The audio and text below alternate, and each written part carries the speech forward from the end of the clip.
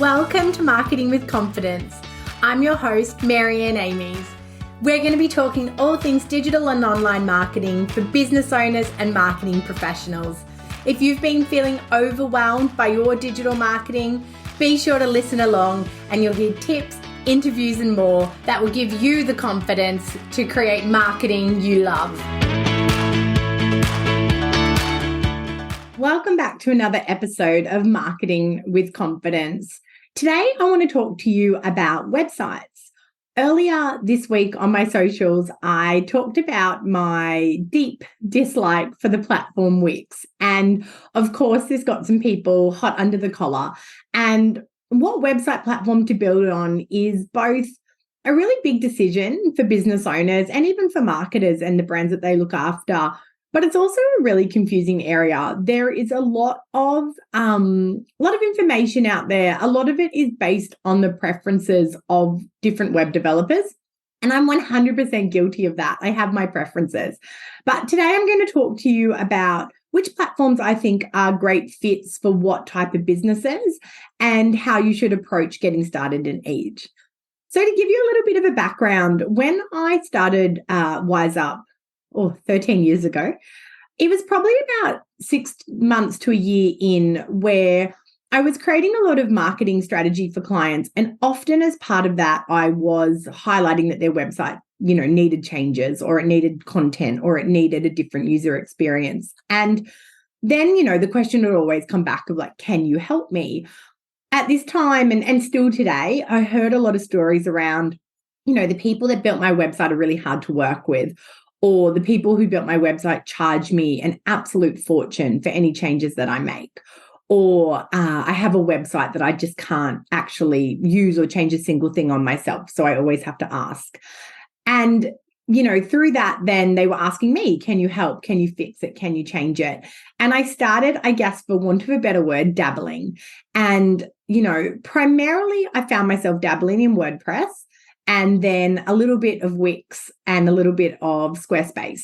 Back then, Shopify wasn't as big, and there are some other platforms like BigCommerce and Magento, and Joomla-based sites that we kind of got, or that I got to work on as well. And I really learned a lot about those sites just with hands-on practical experience. So getting in there, having a look. I love to problem solve. So, it really suited the way my brain works to be able to just get in there and test and learn how to use those platforms. During that time, I guess I became the biggest advocate of WordPress. I saw infinite possibilities with WordPress. It was affordable, it was accessible, and pretty much whenever you had a unique desire in WordPress, somebody else had already had it and created a solution.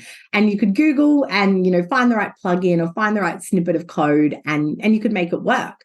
So I became a huge advocate of WordPress. Then I started getting requests to build websites from scratch. So I upskilled myself and I did some mentoring with a WordPress expert as well and learned, I guess, how to build a website from scratch. And again, this is probably not where my skills or my experience is best used, but I found it fascinating and I love the problem-solving nature of it. So I kind of delved into building WordPress websites. And it wasn't until about 2016 that we brought on our first WordPress developer into the business. And prior to that, the first 5, 6 years, it was me building the websites and me doing changes. And again, I love that time. I love what I learned. I love the satisfaction of problem solving and getting a great result. But definitely, handing it over to professionals and experts and then growing my team. I now have 3 web developers, and not having to be so hands-on, especially with problem solving is quite nice now. But I can say I've really seen the evolution of platforms. So let me start with Wix. My thoughts on Wix. I the other day likened Wix to Microsoft Paint. So, you can do a lot in Wix, but at the end of the day, they always just seem to be a little bit limited and a little bit basic. The appeal of Wix is that it's free, at least to start. So I think it's a great platform if you want to DIY, if you want to get something up for yourself and don't have the budget, or, your business is just establishing and you can get in there and build it. By all means, go in and build a Wix website. I would not pay somebody else to develop a Wix website, and I wouldn't pay to develop within a Wix website. I think that every Wix website has an expiry where you are better served on another platform. For example, you have a Wix website and now you want a membership site, or now you want a shop. I would then be looking to move to another platform. I think that Wix becomes quite expensive quite quickly, where it goes from free. Then when you add e-commerce, there's annual fees within Wix that are quite hefty compared to some other platforms. Again, with the limited features and benefits that it has, and as I say, it has continued to grow and expand, but it's still not a platform that I would invest, that I would build my empire in, that I would lay the foundations of my digital footprint on. I also, the debate around SEO is always really hot. Can you get a Wix website to index as well as a WordPress website? And I think, again, as the platform's developed and over the years, there's evidence to suggest that, a Wix website can perform from an SEO perspective. But again, I think you're working against, native efficiencies where WordPress and other platforms give you a bit more to work with. I feel like with Wix, you have to put in a lot more work to make that site work. My biggest gripe with Wix, if I'm honest, is the lack of page-to-page consistency. I find it so frustrating. I find, where people find the builder so easy, I find it can just lead to inconsistency in font size from page to page, image placement, key page layout. I love consistency. I love, a website to feel like it's on a journey page to page. And I find that with Wix, I just don't think the platform is designed to achieve that. So, Wix is, a DIY platform, and so too is Squarespace to a degree. A lot of people jump on Squarespace, again, because it seems easy and it seems user-friendly. I would say that over the years, again, of course, Squarespace has improved as a platform.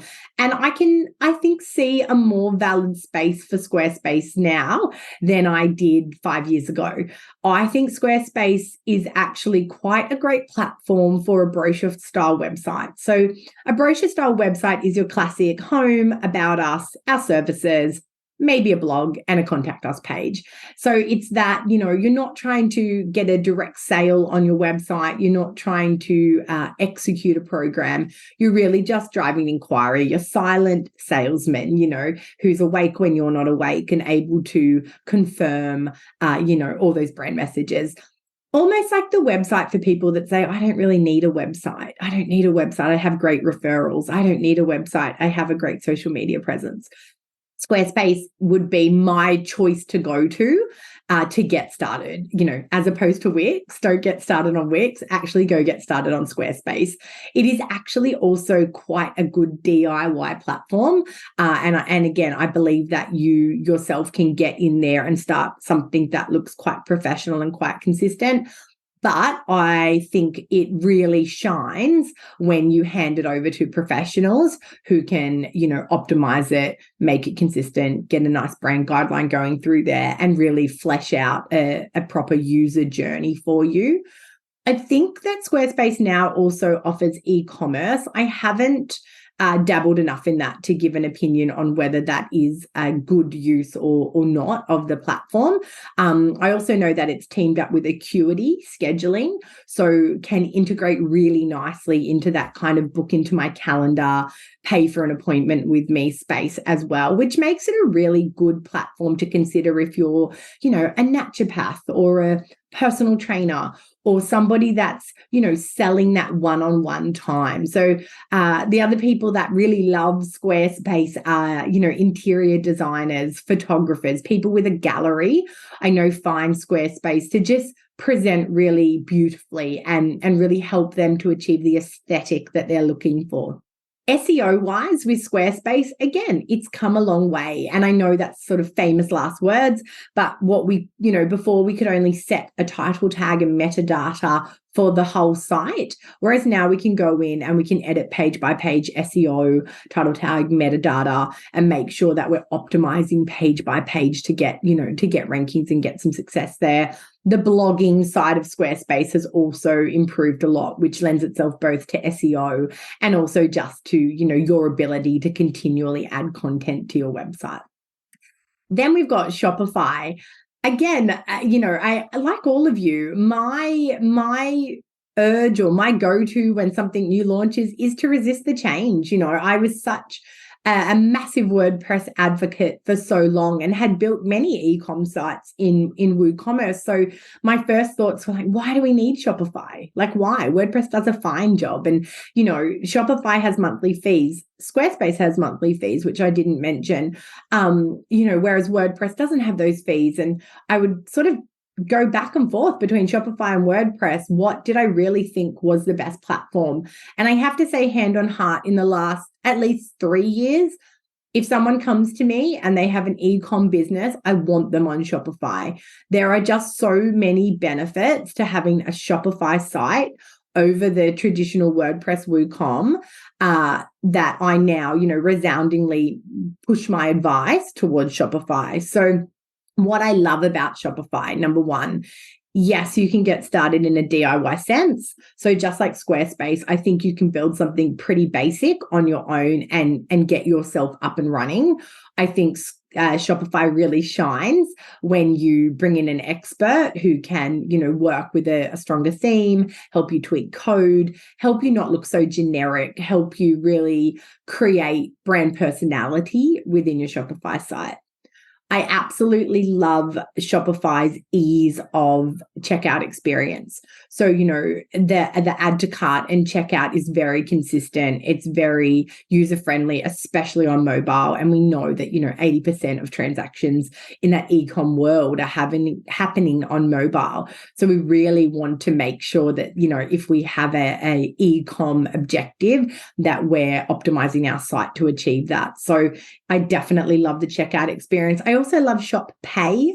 So I think as a consumer, the more Shopify sort of sites you shop on, it's a very consistent and familiar experience. And also, Shopify Pay or Shop Pay remembers your login details. And then you've got that kind of, I put my email address in and all of a sudden I'm getting pushed a text message and I can check out really quickly. Now, as a frequent online shopper myself, I acknowledge there's an absolute danger in the ease of which Shopify helps you to check out and move on your way. And I'm oftentimes a little bit frustrated when I was, just trying to get to the checkout to see what the shipping was. And before I know it, Shopify has pushed me a code and I'm on my way to checking out.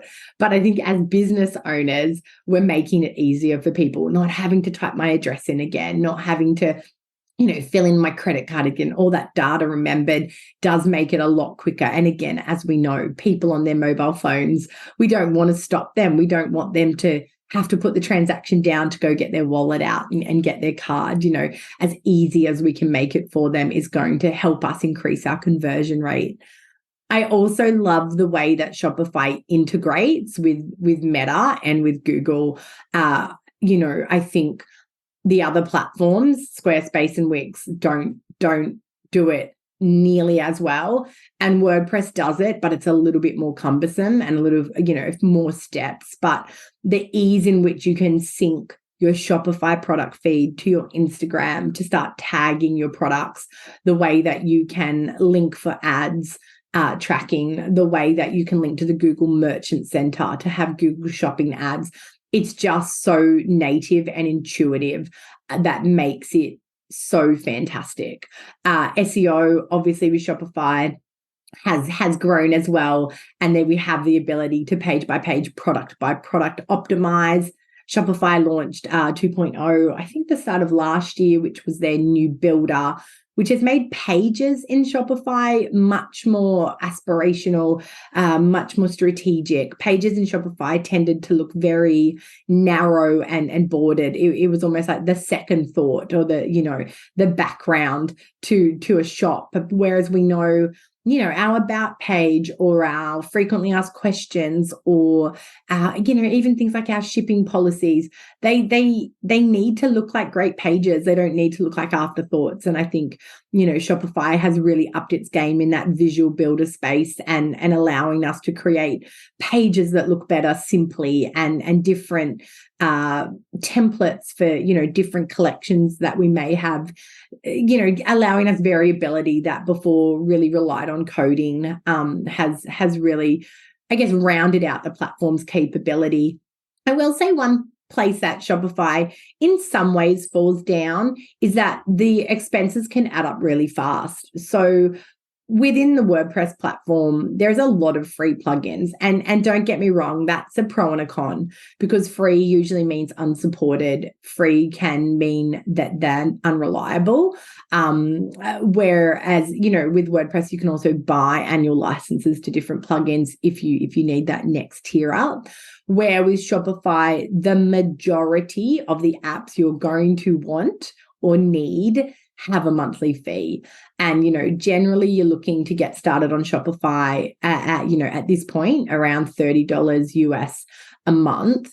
And then, you might need the shipping plugin for something specific, and that might be $7 a month. And then you might want to, a specific rewards platform, and, that might be 10 USD a month. Or you might want to set up a subscription program, and that might be, 10 USD a month for that platform. So you can see quite quickly you can get yourself into quite a lot of fees per month. You might have a total of 100 USD a month or 80 USD a month that you're paying. And obviously, over a year, that's $1,000 USD.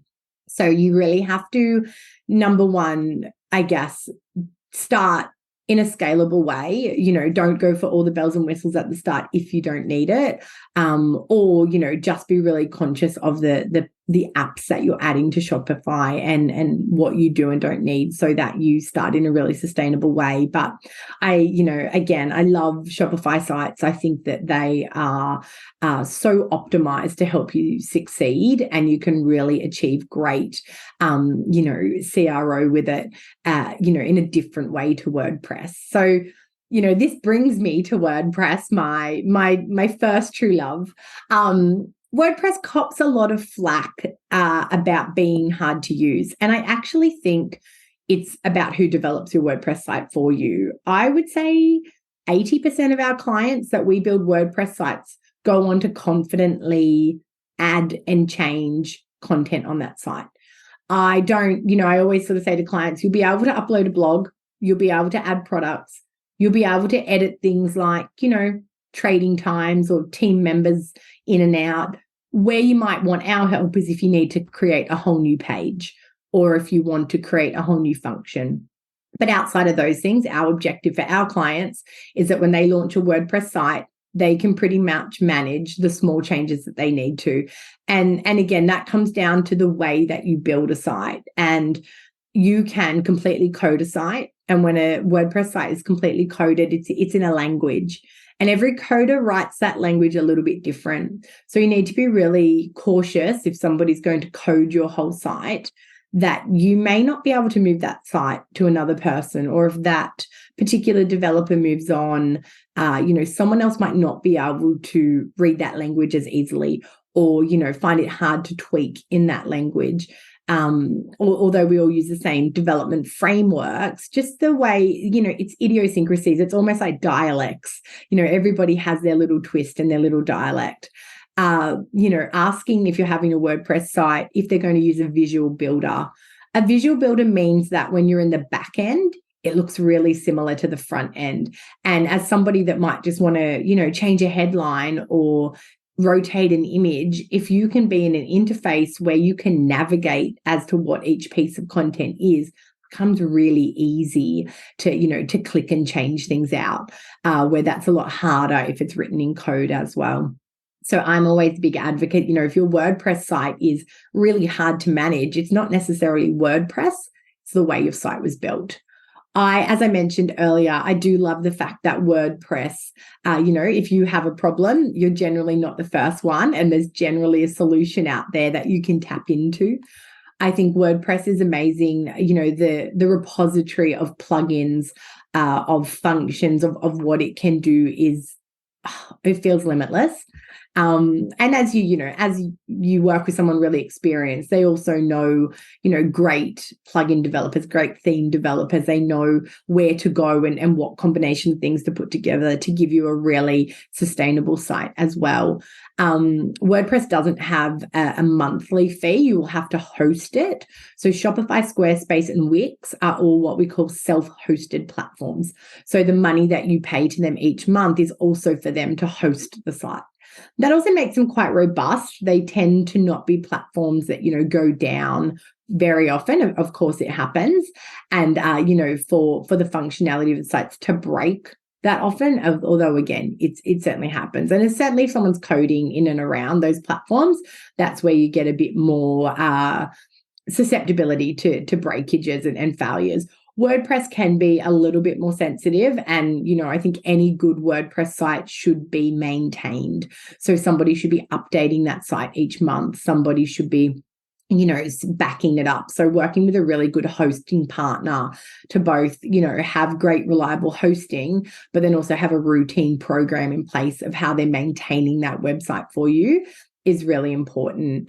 I think WordPress is also amazing because you're not as constrained with the other platforms. You can drive that design a little bit harder. You can customize things a little bit easier. The way in which the platform is built is quite different. I do still think it's a great e-com if you have something more complicated.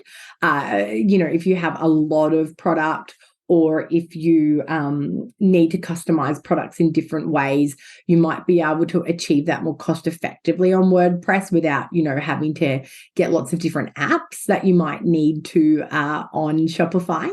WordPress, I think, has always been the superior platform for SEO, whereas we say with the others, they've come a long way. I think that WordPress has always been the standard of effective SEO and allowing for effective SEO practices. So, that's only gone from strength to strength, but it's always operated from quite a strong base. I'm trying to think of all the other things I love about WordPress. WordPress is great, again, for complex solutions. So if you have a membership course, if you want to restrict content to certain users, if you are looking for a wholesale login where somebody can log in and see different prices or apply for wholesale accounts, I think, WordPress is still really robust and a strong solution for more complex outcomes. A directory, if you're looking at a business directory, I think that, or a shopping directory, I think that WordPress really gives some really strong, robust options, and there's some really good frameworks that you can lean into. So when it comes to picking the right website, I think it's really comes down to a few things. So firstly, it's thinking about the long-term vision. Is this website just something you want to get up quickly and you plan to redevelop it down the track when you've got more funds within your business? If that's the case, then definitely DIY something yourself to get started, and as soon as you can, invest in someone else to find the right platform for you and build there. If the website is, the cornerstone of you getting started, so, for your business to be successful, you need to generate online sales or online bookings or online signups, then I would start with, Shopify or WordPress, or Squarespace if it's just around that sort of kind of one-to-one booking space, professional service booking space. And then, my third point is don't be afraid to evolve your website. Websites, are ever changing. And what we want to be doing is looking at the data that we get from the platforms or that we get from GA4 and really assessing what's working and what's not on our website, giving it time, and then making changes and giving that time to look. Subtle changes to your website can have dramatic improvements to your conversion rate, and you want to be making those tests and seeing those results. It's not a one and done. The brochure style websites, sure, they can last, 2 years and then it really does pay to refresh them. But things like e-com sites, I think you need to be constantly in there looking at what tweaks you can make, where people are dropping off in the customer journey, how you can keep optimizing to get the result that you want. And I guess the last point is, don't forget your website. We spend a lot of time on social media because we're told that's where we should be, but it's really important that your social media and your website stay congruent. So as you might update your branding for social media or start to talk about different products or services, you really need to make sure that your website mirrors that. Your website is, as I said earlier, it's your silent salesman. It's who talks to your customers while you're asleep. It's who talks to your customers while you're out on the job. It needs to be the single source of truth, and your social media should be supporting your website, not your website supporting your social media. Your website is your home. It's your real estate. We know social media is borrowed land. We're at the mercy of the platforms and the decisions that the platforms make. So having a website that accurately reflects your business and you and moves with you, and as you're evolving as a business, stays up to date with that, is so critical to your success. I hope this has been a meaningful discussion on different websites and has given you a lot of food for thought about your current website or where your future website may be. If you're not sure what website is right for you, feel free to reach out. I'd love to chat to you about it, and I look forward to talking to you again soon. Hey, thanks for listening to another episode. If you don't want to miss one, make sure you subscribe to the show in your podcast app. And if you love it, be sure to share it with friends and colleagues who you think could benefit from increasing their digital marketing confidence. Want more? Head to maryanneamies.com to find out how you can work with me directly, to reach out to have me speak at your event, or to grab yourself some free resources.